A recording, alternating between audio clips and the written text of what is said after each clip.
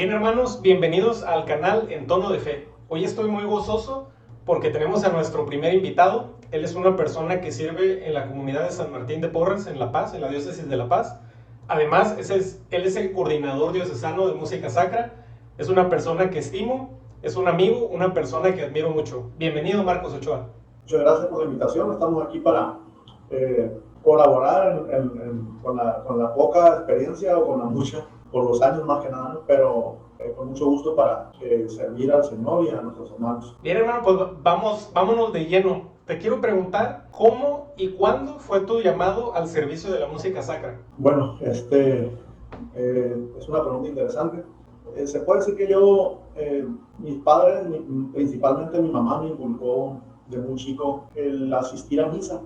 Dijéramos, éramos católicos de tradición. Yo vivía pues a la vuelta de lo que es el viejo, antiguo asilo de ancianos. Y ahí fueron mis inicios, formando un corito junto con una amiga que se llama Terecuch. Tocaba guitarra muy poco. Apenas me sabía un círculo o dos círculos de la guitarra, pero tenía la facilidad, ¿no? Entonces ahí empecé, fueron mis inicios para cantar en las misas. A los años ya probablemente hubo un encuentro de jóvenes en el Espíritu Santo que eran muy concurridos, eventos masivos. Fue aquí en La Paz en 1983. Y ahí tuve la oportunidad de asistir porque me invitó un amigo y a raíz de ese Erges que hubo aquí en el Estadio Arturo Senal, pues yo me injerté en la comunidad de San Martín de Porres ya en 1984, a inicios. Y ahí tuve mi primera experiencia ya de un encuentro con Jesús vivo, más cercano, donde pude sentir la presencia de Dios en mi vida, que cambió en muchos aspectos de mi vida.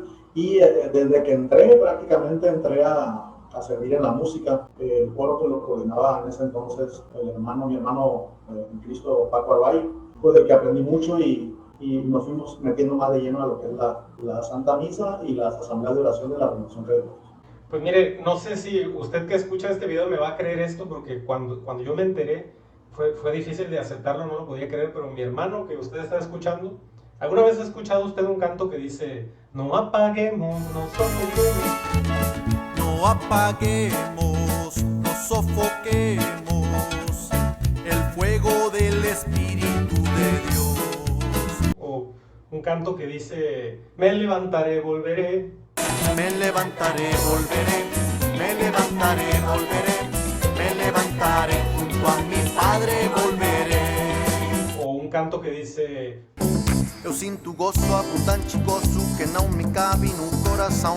E Jesus Cristo mudou minha vida, me deu sua graça e seu perdão. Pues aunque usted no lo crea, el hermano que tengo enfrente, que usted está escuchando este día, él es el compositor de estos cantos para la gloria de Dios.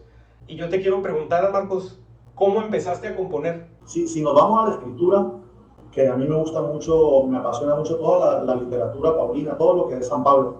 Me he fusilado muchos libros de San Pablo. Entonces lo que dice San Pablo en lo que es la primera carta de los Corintios, capítulo 12, creo, por ahí 12-21, donde hace pues la analogía del cuerpo de Cristo, y como comentabas tú en tu video que me tocó ver hace poco sobre la formación de música sacra, yo sí soy de la idea de que se nace con eso. O sea, no todos podemos ser ojos, no todos podemos ser, dice San Pablo, no todos podemos ser manos, no todos podemos ser ojos, no todos podemos... El cuerpo de Cristo hay una variedad, ¿no? También cuando hay una cita de San Pablo donde se habla de los dones espirituales, unos tienen el don de interpretación, otros el don de lenguas.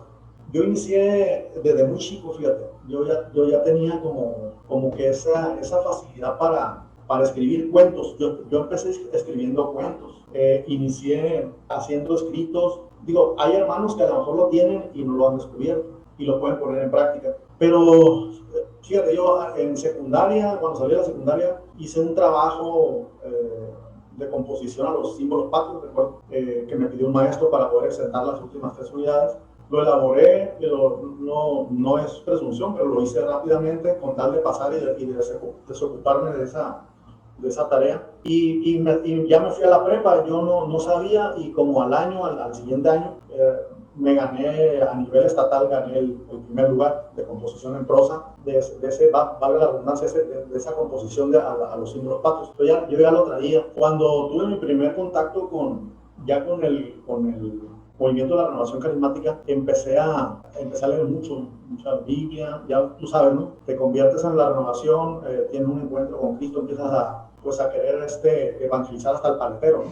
Al que se sube en el camión, en el pecero, y empiezas a tener un hambre por la palabra de Dios. Y yo empecé a leer mucho la Biblia, libros de San Pablo, libros de teólogos contemporáneos, de Ratzinger, y me gustaba. Entonces, a raíz de ahí empecé a componer mi primera, dijéramos, producción. Yo no sé, compuse creo 20 temas. Esos 20 temas seleccioné 10 y los grabé. Fue una producción que hice con Carla y casi todos eran alusivos a citas bíblicas. A mí siempre me ha gustado componer con fundamento bíblico, ¿no? Como catequético en un principio, pero algo respaldado por alguna cita bíblica. Entonces empecé a componer que de Gálatas 2:20 ya no vivo yo, es Cristo que vive en mí, casi todo a San Pablo, todo lo puedo en Cristo que me fortalece, Filipenses 4:13.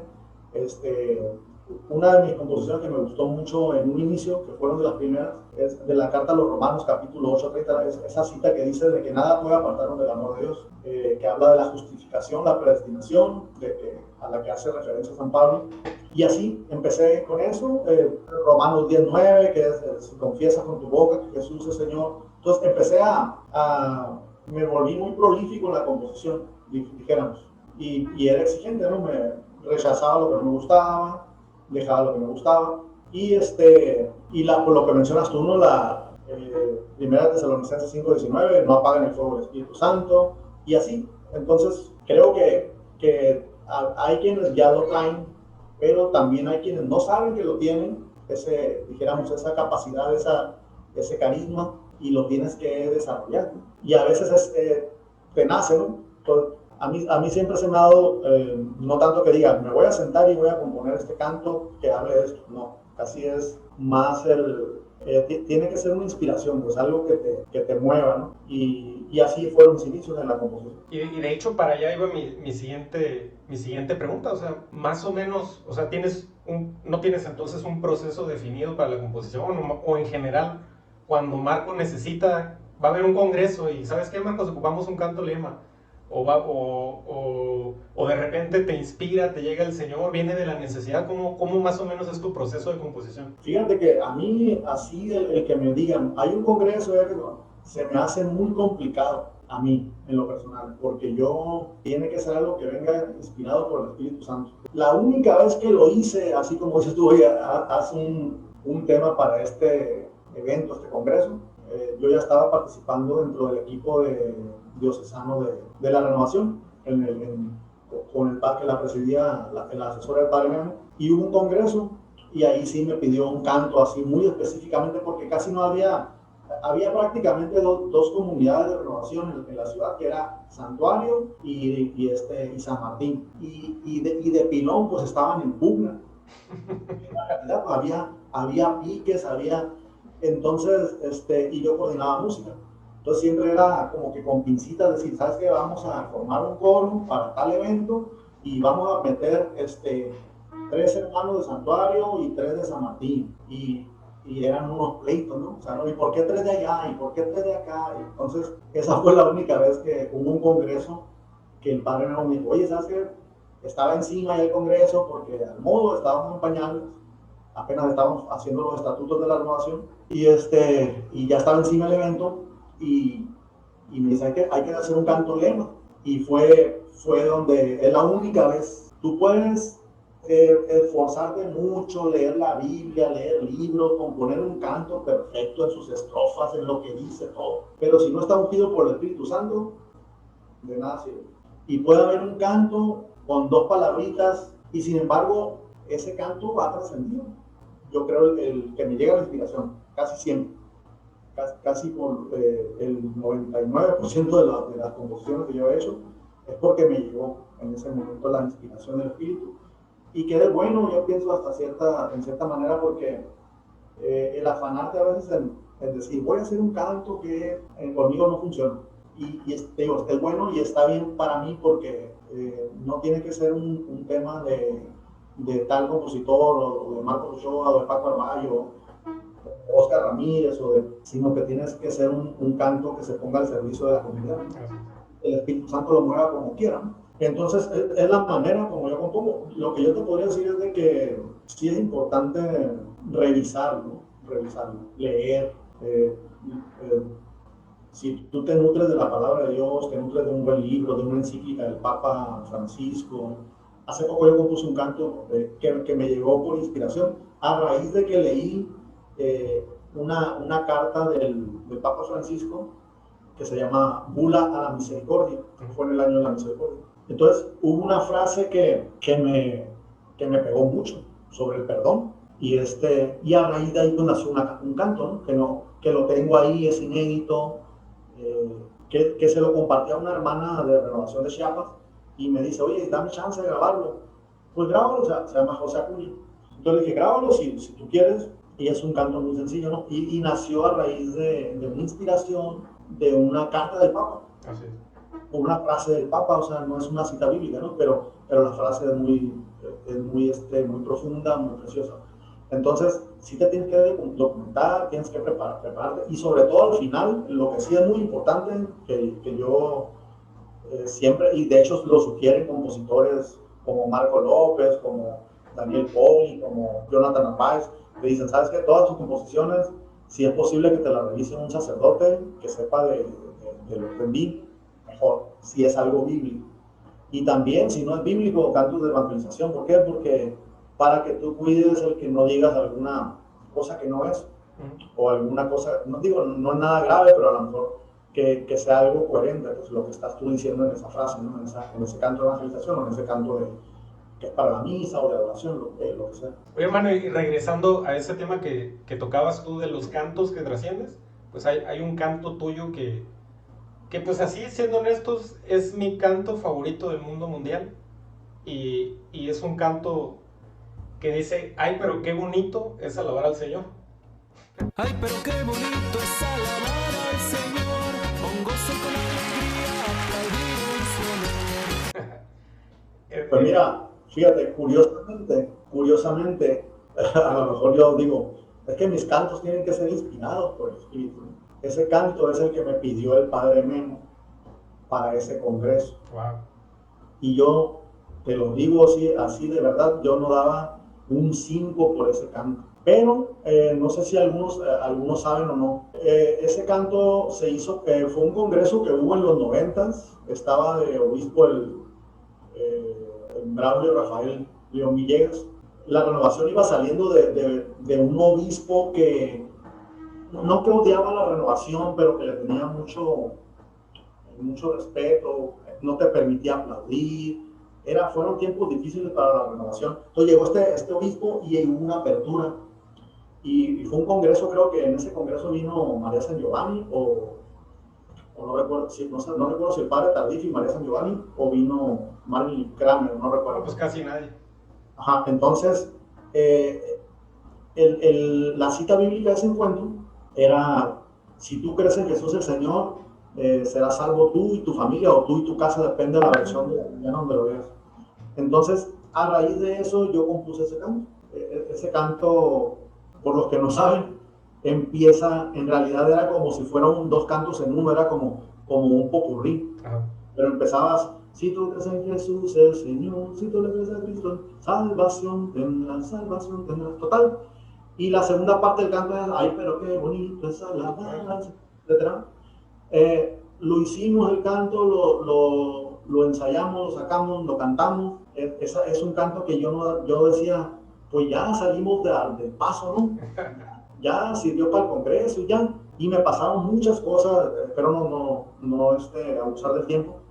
Con ese canto, yo creo que sí fue un canto que el Espíritu Santo usó, porque hubo un congreso en el 99, un Erges aquí. Ese canto se lo adjudicó una persona de Tijuana.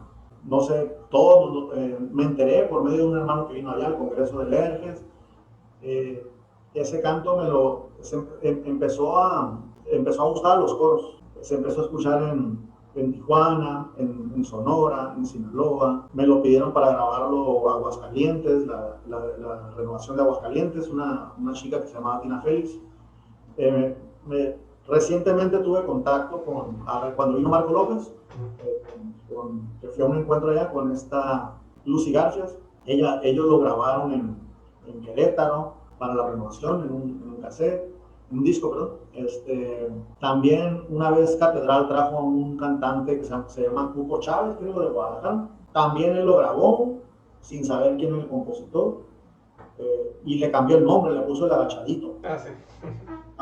Entonces, también en San Diego, una vez mi hermano fue a Estados Unidos y hay una estación de radio de música católica y de mensaje católico y todo, y mi hermano le tocó escucharlo por allá en lo que es el área de San Diego.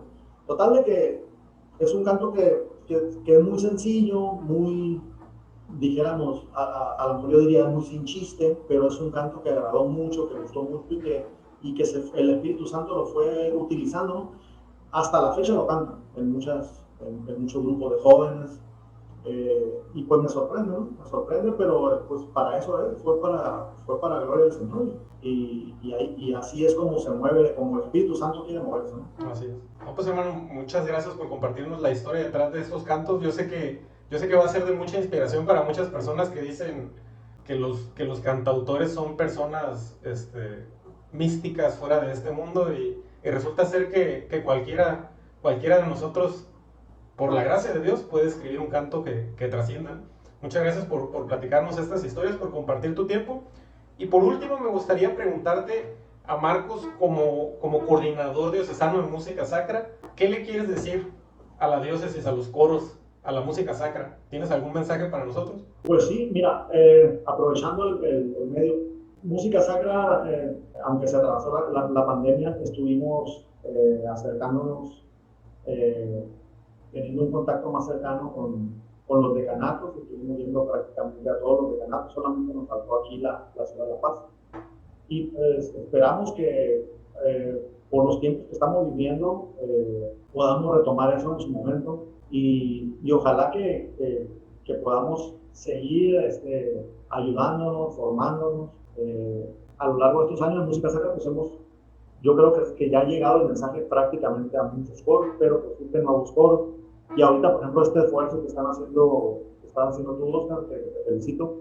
Yo creo que es una muy buena idea para iniciar a través de los medios electrónicos, empezar a llegar a más coros, y yo creo que esto va a ir creciendo más en todos los sentidos. Y pues la cuestión es de buscar reformarnos, por el medio que sea, y obviamente que sea un medio que está sustentado y avalado, ¿no? por la Iglesia.